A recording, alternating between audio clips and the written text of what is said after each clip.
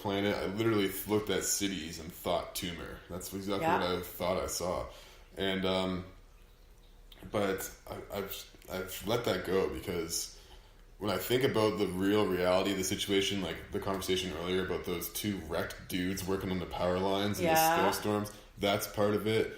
How we talked about people being crushed in relationships and then engaging in a new one, willing to take the risk. People showing up to yoga class by the dozens to try and better themselves and to make themselves healthier, or just to be there, just to experience the community side of it maybe.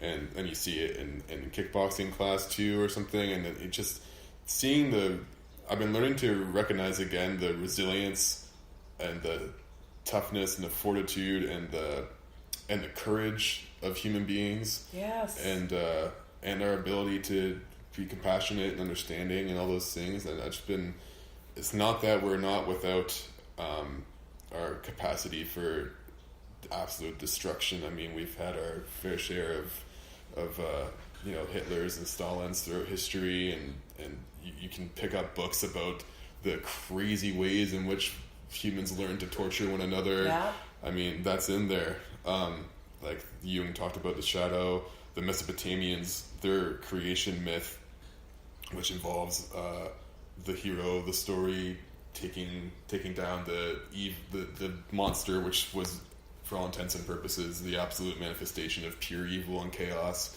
And in the Mesopotamian story, when Marduk, the hero, killed that monster, he made human beings out of the blood of that monster. So I thought that was interesting. But I've been learning to...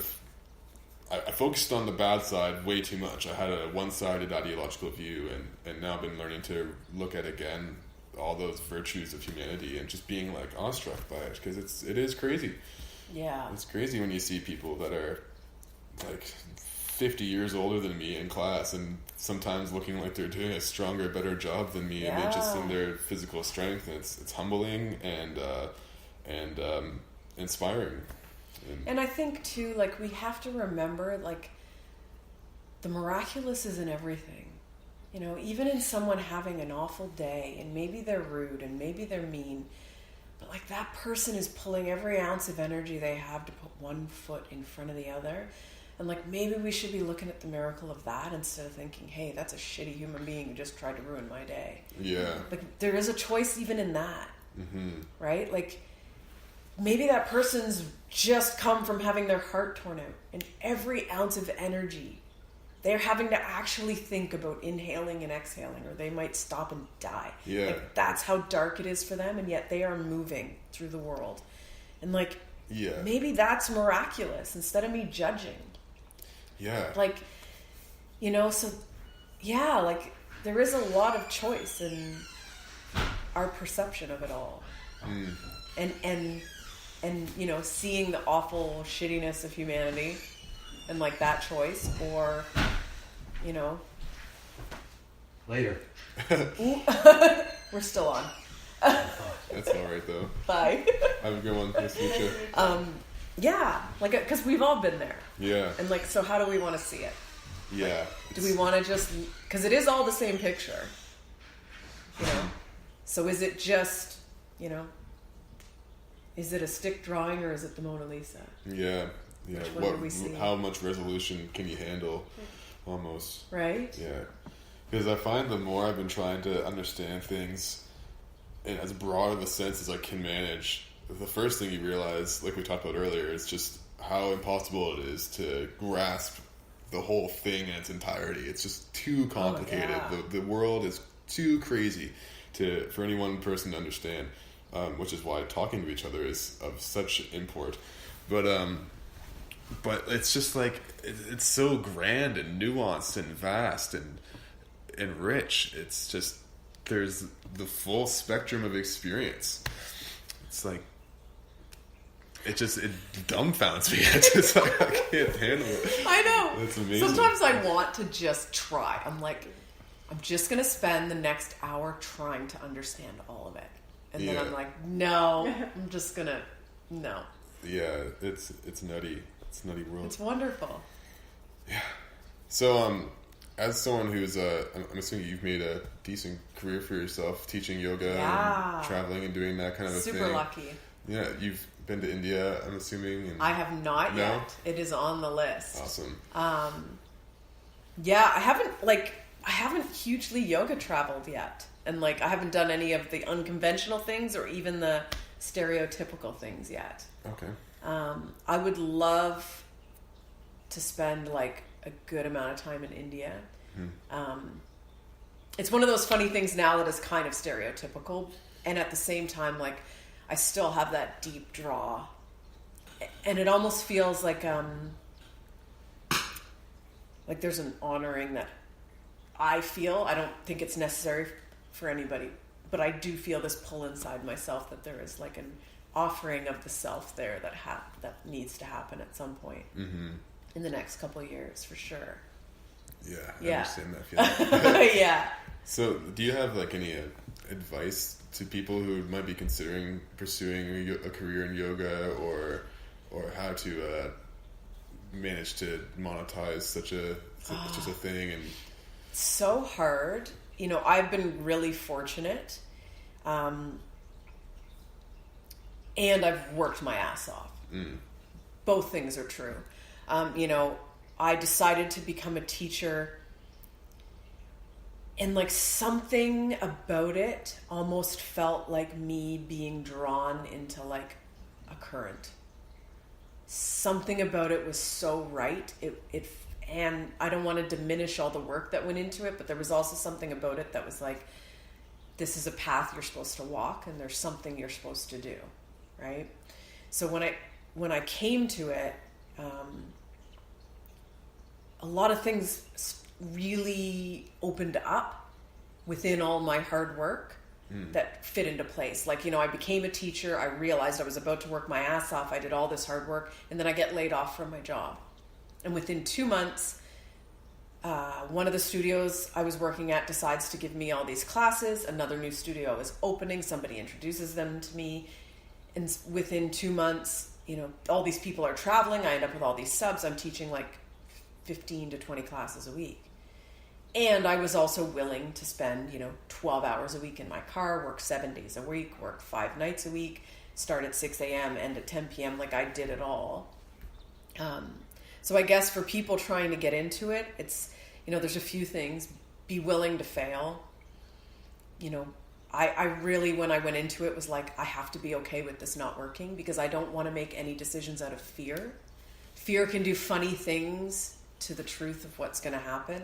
So it's like, I want to be fearless in what I say yes to and what I say no to. When I know something's not right, I want to be fearless and be like, no, not for me.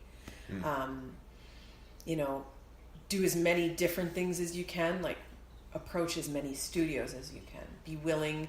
Honestly, I taught classes for like nothing for a long time. Like, between my time and my gas money and one person showing up, it was like I maybe got paid $5. Sounds like an early musician trying to... Right? Yeah.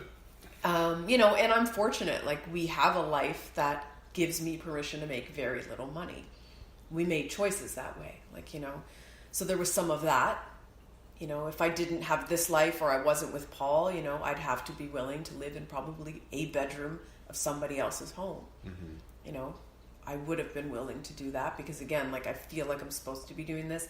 I feel a sense of there's something in me and a gift I have been given that is meant to be used partially in this way. And so there is a sense of me fulfilling something that was given to me that I'm meant to give back. I feel that deeply and honestly.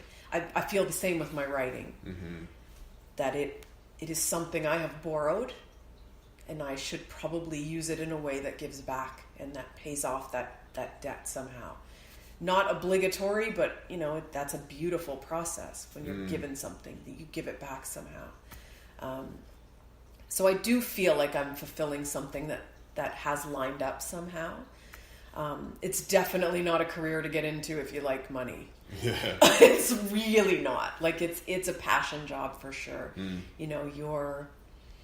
You're tired, and you have to know how to give back, like to take back.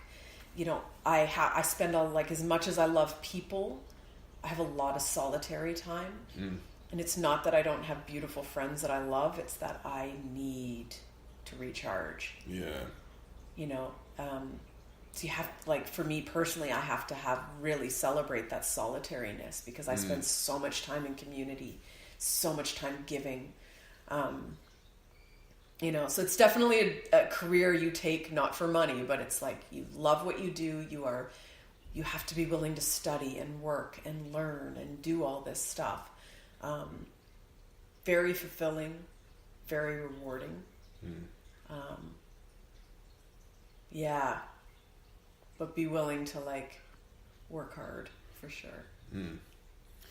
I feel like there's this idea of picked up from Peterson about it involves the alignment, being embodied, orienting your speech and your thought and your actions so that there isn't a hiccup anywhere in that chain. Your thoughts and your speech and your actions are heading in the same direction. And not to say things that aren't true, and not to deceive yourself, and not to be willfully blind or any of these things. And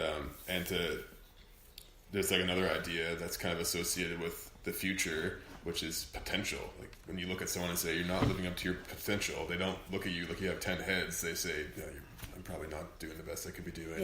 So people have a sense of this potential, and the idea that Peterson posits, and I think it's one of the reasons that so many young men in particular have been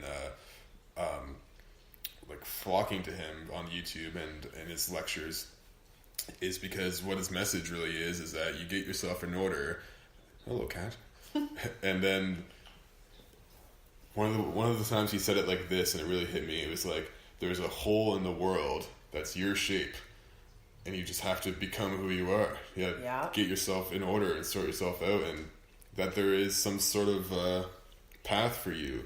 And I think one of the hardest things for young people to do is we're grown up. I know I was told all my life, you can do whatever you want. You can do anything. I grew up thinking, okay, I could be the prime minister. I could be a chef. I could be a musician. I could be a carpenter. I could join the military. And there is a whole lot of freedom involved in that. And I keep making the joke that it was, in some senses, being way too stoned at the grocery store at the chip aisle, just looking at this sea of infinite choice. It's where do you even begin? So I think it's hard I know it's hard for me, it's hard for young people to figure out what it is that's going to be that path, because you could go any which direction. And back in the day, you kind of would just, if my dad was a roofer, I'd be a roofer, and I'd be roofing since I was 6 years old, and that would be how it went, more or less. And but now it's just so unlimited today that it's where do you begin? So it takes so much inner reflection, and especially in a world that's always telling you which direction to go, and your family's saying get a good salary and all this different thing. It's how do you figure out where your inner kind of beacon is pulling you towards or guiding you towards? But it sounds like you found that with yoga. Well, and I think the truth is too that story of infinite possibility, I think, is a lie. Because the thing that resonates with you, it's even in teaching yoga, there's an authenticity to people know when you're inauthentic. I am who I am in yoga, right? There's no point in me trying to be this teacher or to try to do these 10 things. We all have our gifts. Find your gift, and the students meant to learn those in that gift will find you. Some of them will be with you a long time. Some of them will learn what they need and move on. That's the right way. And those infinite possibilities, you don't want to be every yoga teacher. You don't want all the gifts. You would overwhelm people in a room. People, I've been in a room with teachers trying to use all the gifts. It's just noisy. And there's no space for me to land, right? And I think it's the same in life. Not everyone's meant to be the prime minister. That's a skill. There's a finite amount of people meant to run a country. And there's a smaller amount meant to do it well. There's a small amount meant to do this and this and this. And it's great to think of infinite possibilities, but find the thing that lights you up. That excites you.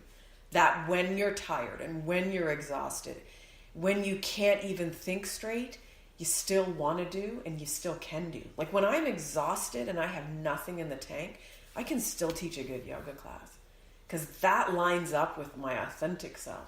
Mm-hmm.